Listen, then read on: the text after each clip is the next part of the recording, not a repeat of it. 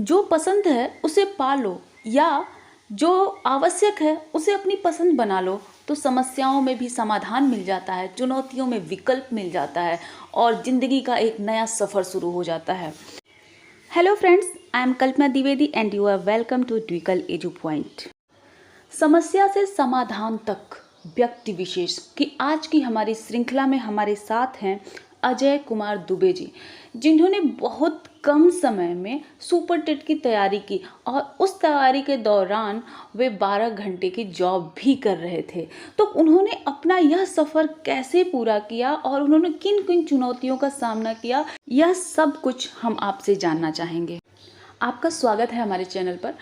हम आपसे जानना चाहेंगे, आप अपने बारे में सबसे पहले कुछ हमें बताइए। Myself Ajay Kumar Dubey.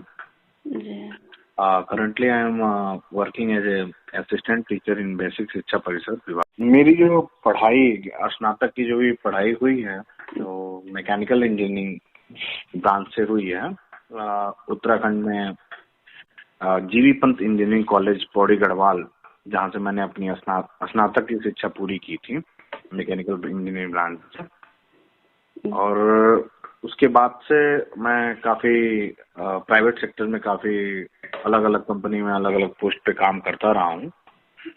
इस दरमियान कुछ घर पे पारिवारिक इशू के वजह से मुझे कुछ दिन के लिए घर भी आना पड़ा, तो काफी टाइम के लिए मुझे स्टे करना पड़ा, 2 साल के लिए।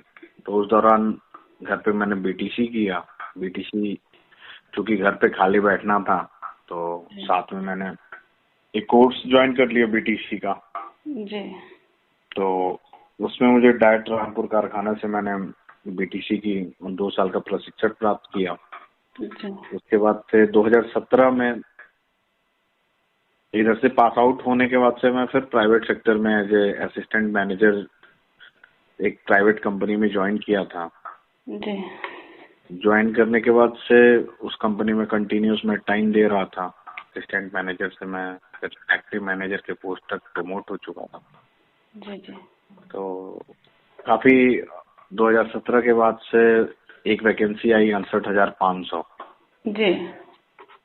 तो उस दौरान मुझे कंपनी में वर्कलोड बहुत ज्यादा हुआ करता था और मेरी प्रिपरेशन भी उसके अपेक्षा थोड़ी कम थी। तो अटेम्प्ट किया बट उसमें एज पर गवर्नमेंट नॉर्म्स कुछ पहले क्वालिफाइंग मार्क्स थे 30-33%, फिर उसको चेंज करके 40-45% हुआ। तो बेसिकली 30-35% के हिसाब से क्वालिफाई तो था, बट 40-45% के हिसाब से मेरा 1 नंबर कम आ रहे थे। तो उस 1 नंबर की वजह से मेरा फिर से वहां से मतलब डिसअपॉइंट ही था, मैं निराश था वहां पे। ये नहीं था, बट प्राइवेट सेक्टर में अच्छे पैकेज पे था, हैंडसम पैकेज पे, सेटिस्फाइड था कि हाँ ठीक है जी। तो एक ललक भी अंदर थी कि नहीं, गवर्नमेंट जॉब का रुतबा ही अलग होता है जी। उसके बाद से जैसे ही 68,500 भर्ती पूरी हुई, उसके अगले साल 2018 में ये क्या कहते हैं 69,000 की भी आ। तो भर्ती आने के साथ थोड़ा सा मेरे साथ डिफिकल्टी ये था कि क्योंकि प्राइवेट सेक्टर में प्रमोट होके काफी अच्छे ओहदे पे पहुंच गया था जी। और कंपनी का वर्कलोड काफी ज्यादा था, साथ में टारगेट भी था कि मुझे नहीं शिक्षक भर्ती में क्योंकि अटेम्प्ट करने के साथ साथ मुझे क्वालिफाई भी करना था। तो यहाँ पे जो था मेरे लिए सबसे टर्निंग पॉइंट था, मेरा डिसीजन जो लाइफ का लेना था, ये मेरे लिए बड़ा इम्पोर्टेंट था जी। तो वहाँ पे कुछ उन दिनों मेरी माताजी का कुछ नी ट्रांसप्लांट का ऑपरेशन भी हुआ था अक्टूबर के मंथ में। तो वहां से फिर मैंने सोचा कि नहीं, कहीं ना कहीं मुझे गवर्नमेंट सेक्टर की तरफ देखना चाहिए क्योंकि घर पे मेरी ज्यादा जरूरत है जी। तो फिर अक्टूबर 2018 की बात है, जब टेट का हमने वो एग्जाम दिया था, तैयारी भी की थी। अब पैरेलल में जॉब भी करना था, तैयारी भी करनी थी, दोनों कॉन्जिक्यूटिव पैरेलल में चलना काफी डिफिकल्ट होता था। सुबह 9 बजे निकल जाओ जॉब पे, जॉब पे करीब करीब कभी 8 घंटे की जॉब, कभी 12 घंटे की जॉब, फिर 9 बजे शाम को आता था। तो फिर 9 बजे आने के बाद से रूम पे रात में फिर 9-10 बजे के बाद से फिर मैं पढ़ाई स्टार्ट करता था रात को, फिर 1 बजे या 2 बजे तक पढ़ाई करता था। तो इस तरीके से तो मेरा शेड्यूल बढ़ गया था कंटिन्यूअस अक्टूबर, नवंबर, दिसंबर। जी। इन दिनों में एक हमारे मित्र हैं बड़े अजीज, हमारे बड़े भाई अमरिंदर सिंह, वो मेरे साथ काफी लग के मेहनत की है, क्योंकि हमारे पास सबसे पहले डिफिकल्ट पॉइंट ये था कि हमारे पास कोई मैटर नहीं था कि हम क्या पढ़ें, क्या सिलेबस में किस तरीके से पढ़ा जाए। तो उस टाइम पे यूट्यूब पे चंद्रा इंस्टीट्यूट का काफी फेमस हुआ करता था। जी। तो उनके लाइव वीडियोस हम दिन में रिकॉर्ड करके रखते थे, डाउनलोड करके। रात में करीब उनके वीडियोस चलाते थे, वीडियोस से हम नोट्स बनाते थे। तो बेसिकली 1-2 सब्जेक्ट के लिए तो हमें उनकी काफी जरूरत पड़ी, जैसे कि साइकोलॉजी, मनोविज्ञान, शिक्षण अधिगम और एनवायरनमेंट और सामान्य ज्ञान। मैंने इनका एक पैकेज हुआ करता था कि आप क्या कहते हैं 5,000 या 6,000 के करीब में, तो मैंने ऑनलाइन पैकेज इनसे लिया था। उसके दौरान वीडियो तो मैं यूट्यूब पे ही देखता था, बट नोट्स वगैरह इनसे मंगवाया था। वो नोट्स तो ज्यादा यूजफुल नहीं हुए, बट वीडियो देख देख के जो मैंने नोट्स बनाए थे, उसके बाद से एनसीईआरटी की किताब, जो मनोविज्ञान की किताब 11th-12th की थी, वो मेरे लिए काफी हेल्पफुल रही। और मैथमेटिक्स की में रुचि मेरी बहुत पहले से ही अच्छी थी, तो मैथमेटिक्स पे मुझे बहुत ज्यादा ध्यान नहीं देना होता था, क्योंकि विज्ञान का छात्र रहा हूँ। तो साइंस पे भी मुझे बहुत विशेष ध्यान नहीं देना होता था, बेसिकली बायोलॉजी पे मुझे देखना होता था। तो यहाँ तक तो कवरेज काफी ठीक था। नवंबर दिसंबर में दिल्ली की ठंड, खैर हम ही इमेजिन कर पाते थे, क्योंकि हम दोनों ही थे साथ में उस रात में। मतलब दोनों जने मिलके ही बैठ के रात में ठंड में, चाहे 1 बजे या 2 बजे, हमने डिसाइड ये किया हुआ था कि इतने लेक्चर्स आज पढ़ने हैं तो पढ़ने हैं, चाहे वो सुबह के 4 ही क्यों ना बज जाए। और फिर नेक्स्ट डे आपको ऑफिस भी जाना होता था? नेक्स्ट डे रेगुलर मतलब हमारा शेड्यूल था कि नेक्स्ट डे हमें ड्यूटी जाना ही जाना है, जाना ही जाना है। तो अगर सुबह रात में अगर कभी 1-2 घंटा हम सो भी गए हैं जी। तो सुबह उसी फ्रेश एनर्जी से हमें ऑफिस जाना होता था, क्योंकि ऑफिस में हमारी रेस्पॉन्सिबिलिटी हमारे ऊपर बड़ी थी जी। ये, क्योंकि फैक्ट्री मैनेजर के पोस्ट पे मैं काम करता था, तो मुझे कंपनी का इनलेट, आउटलेट, टारगेट मैनेजमेंट सब कुछ देखना पड़ता था। क्या मटेरियल लाना है, क्या कॉस्टिंग होनी है, प्रोजेक्ट कॉस्टिंग करनी है, मतलब बेसिकली बहुत सारा काम था। आगे प्लान करके कैसे देना है, मैन पावर को कैसे एंगेज करना है, बहुत सारे टास्क होते थे दिन में। मतलब ऐसा होता था कि अगर दिन में कंपनी से अगर मैं 8 घंटा काम कर लेता था, तो 8 घंटे के बाद शरीर थक जाता था। मतलब ऐसा लगता था कि वो हो गए हैं, क्या कहते हैं, बिल्कुल से डाउन हो गए, अब कुछ काम करने के लिए नहीं है, बस अब बिस्तर मिल जाए सो जाएंगे। लेकिन जैसे ही रूम पे आते थे तो भैया दूसरी कंपनी में काम करते थे हमारे, तो वो जब आते थे तो अब ये लगता था कि नहीं, अब रात को 9 बजे जब होता था हम लोग को खाना वाना खा लेते थे, भैया पहले आ जाते थे, तो भोजन तो वही बना देते थे। काफी हेल्पफुल हो, काफी मदद मिलती थी उनसे। तो ये होता था कि अब नया रात में 9 बजते ही लगता था कि नहीं, अब एक नया जीवन शुरू करना है। क्योंकि उस टाइम संसाधन भी हमारे पास कम थे, सिस्टम एक ही था, दोनों जने को पढ़ना था, और जहाँ पे हम रहते भी थे वो भी वहाँ पे इतना ज्यादा, मतलब इंटरनेट और टीवी कभी कभी दिक्कत हो जाती थी। तो कभी कभी हम ठंड में दिसंबर की रात में हम छत पे बैठ के मोबाइल पे वीडियो देखा करते थे। हो तो वो दिन ही अलग थे। तो इमेजिन करना कुछ नहीं, मतलब वैसा लगता था कि हाँ कुछ तैयारी चल रही है।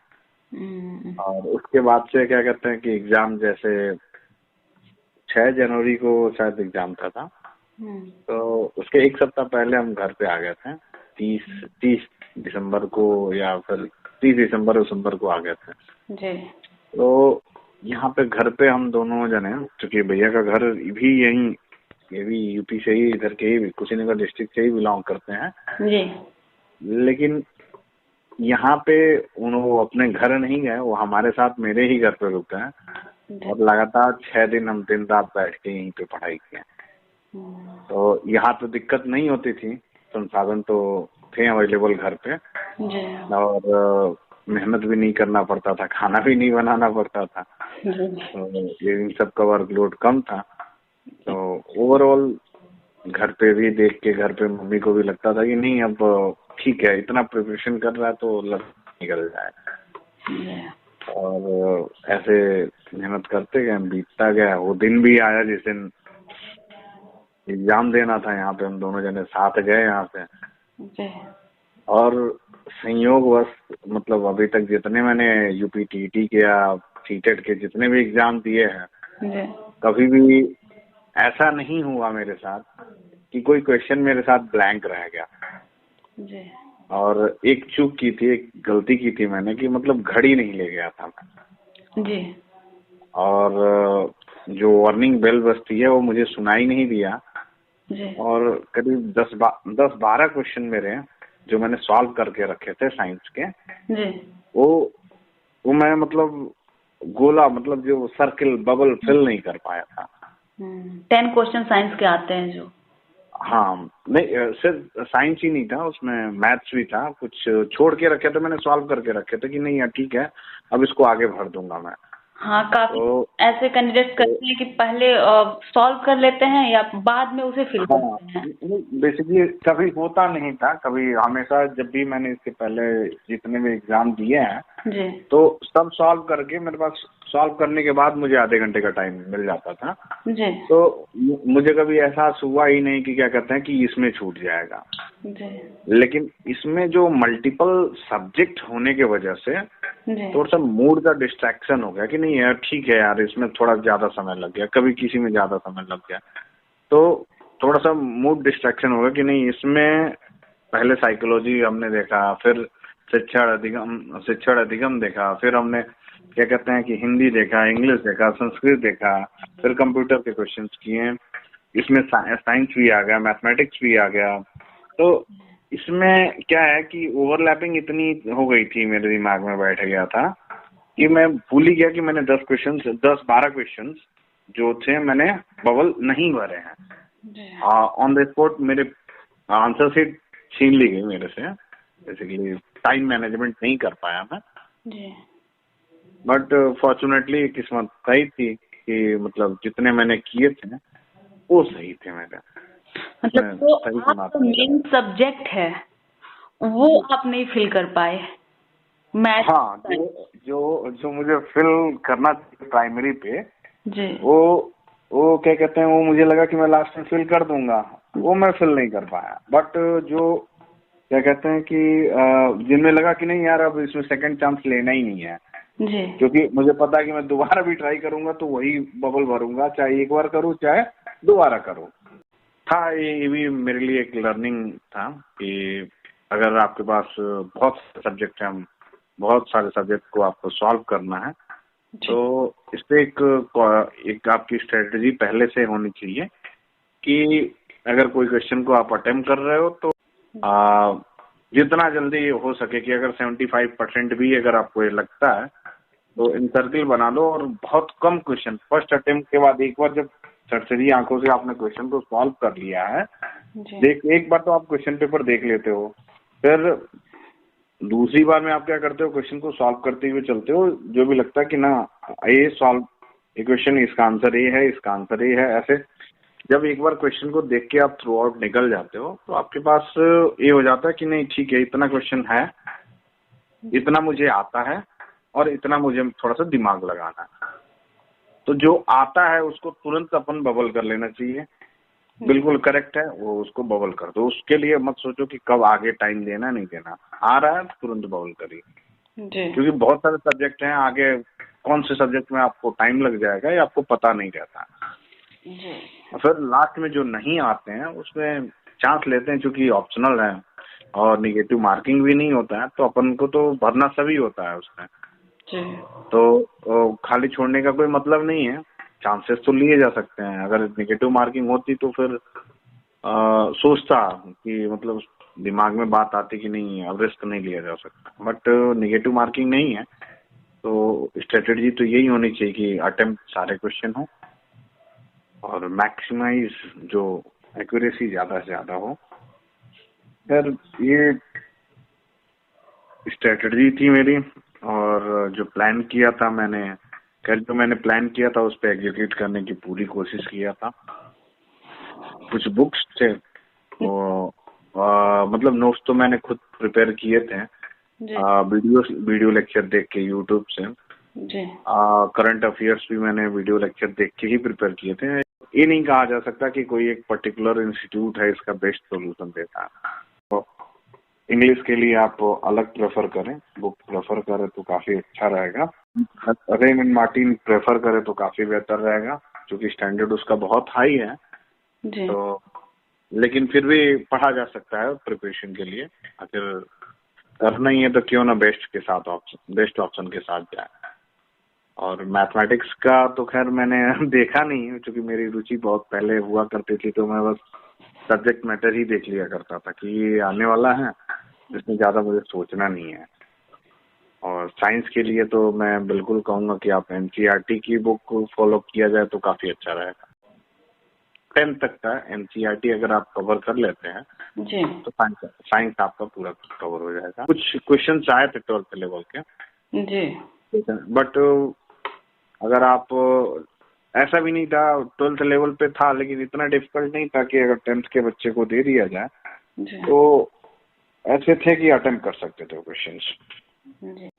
सुपर टेट की प्रिपरेशन के लिए कोचिंग कितना जरूरी है? प्रिपरेशन के लिए कोचिंग मैंडेटरी नहीं है। मैंने कोचिंग नहीं लिया है, मैं आपको बता रहा हूँ। और जो चंद्रा इंस्टीट्यूट की बात कर रहा हूँ मैं, जी। यहाँ पे मैंने मतलब पेड चैनल नहीं ज्वाइन किया था, जी। पेड नोट्स मंगाए थे मैंने वहां से। जी। जो इनके चैनल्स यूट्यूब पे आते थे वीडियो लेक्चर, वो बिल्कुल ओपन होते थे, वो सबके लिए, सारे स्टूडेंट के लिए फ्री ऑफ कॉस्ट हुआ करते थे। अच्छा। तो उसके थ्रू हम जाया करते थे। और चूंकि इनके नोट्स वगैरह के जो चार्जेस थे इनके जी। काफी हाई थे, तो करीब 5,000 रुपए के थे।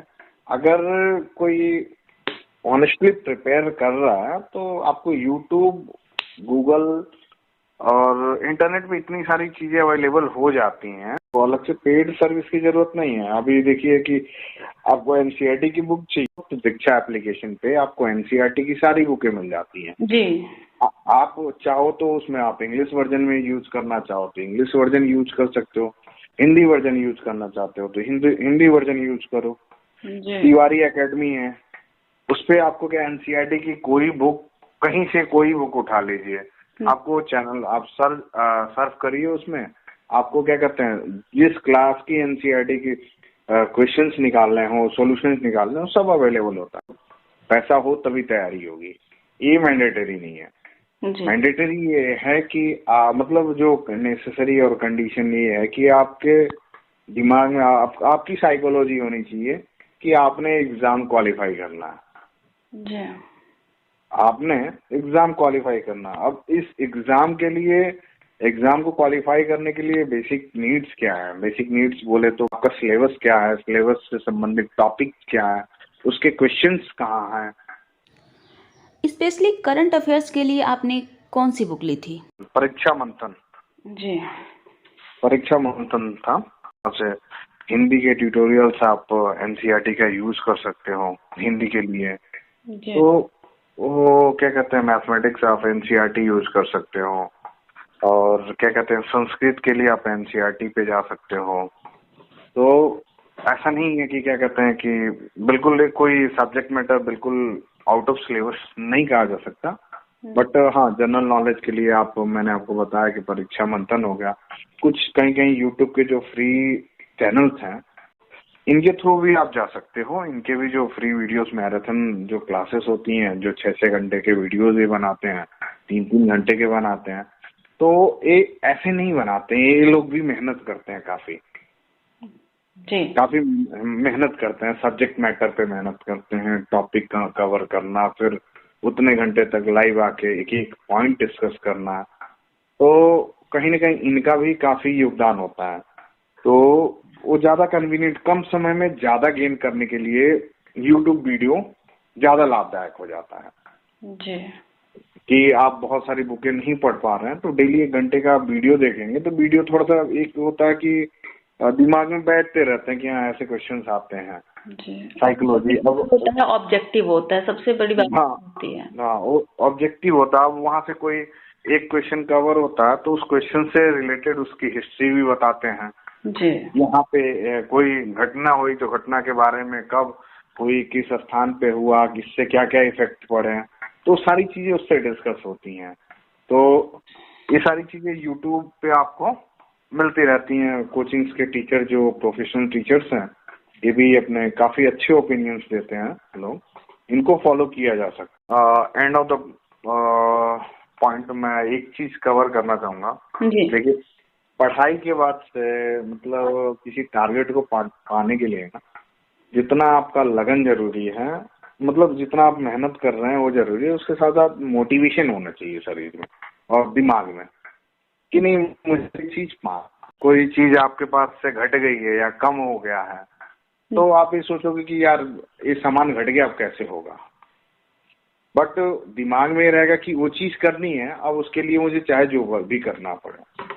अब जैसे मैं तैयारी करता था तो चूंकि मेरे पास सिचुएशंस बड़ी डिफिकल्ट हुआ करती थी, दिन में काम रात को पढ़ाई, दिन में काम रात को पढ़ाई, तो दिमाग में कहीं ना कहीं मेरे ये था कि मुझे टीचिंग में ही जाना। तैयारी के दिनों में ना 24 घंटे दिमाग में यही बात रहती थी कि किसी तरीके से मुझे इस टारगेट पे अचीव करना है, और उस टारगेट को अचीव करने के लिए इंटरनल जो मूवमेंट होता है, इंटरनल जो विल पावर होती है, ये आपको आपके मतलब टारगेट तक पहुंचाने का बहुत ज्यादा बहुत ज्यादा हेल्पफुल होती है।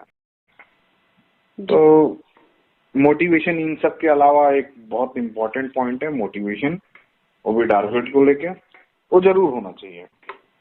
जी। सुपर सेट में आपके मार्क्स कितने थे? Super set 97। अच्छा, तो फर्स्ट लिस्ट आई थी उसी में हो गया था सिलेक्शन? जी 97 थे, 99 थे, मुझे याद नहीं है अभी जी। तो हाँ, इसी में थे, 97 99 के करीब में थे, कुछ याद नहीं है मुझे अभी। बट हाँ, क्या कहते हैं कि मेरे पहले लिस्ट में निकला था नाम जी। अपनी स्ट्रेटजी शेयर करने के लिए और हमारे चैनल को, हमारे व्यूअर्स के लिए अपना बहुमूल्य समय देने के लिए आपका बहुत बहुत धन्यवाद। माय डियर व्यूअर्स, अगर चुनौतियां हमारे रास्तों में न आए तो हमें मंजिल का पता न चले कि वो कितनी खूबसूरत है। कठिनाइयां आएंगी, मज़ा ही तब है जब हम उन कठिनाइयों को पार करके अपनी मंजिल को पा लेते हैं। आई होप जो भी अजय कुमार दुबे जी ने आपको बताया वो आपके लिए बहुत ही हेल्पफुल होगा। अगर आपको वीडियो पसंद आए तो लाइक, शेयर एंड सब्सक्राइब जरूर कीजिएगा। Thank you.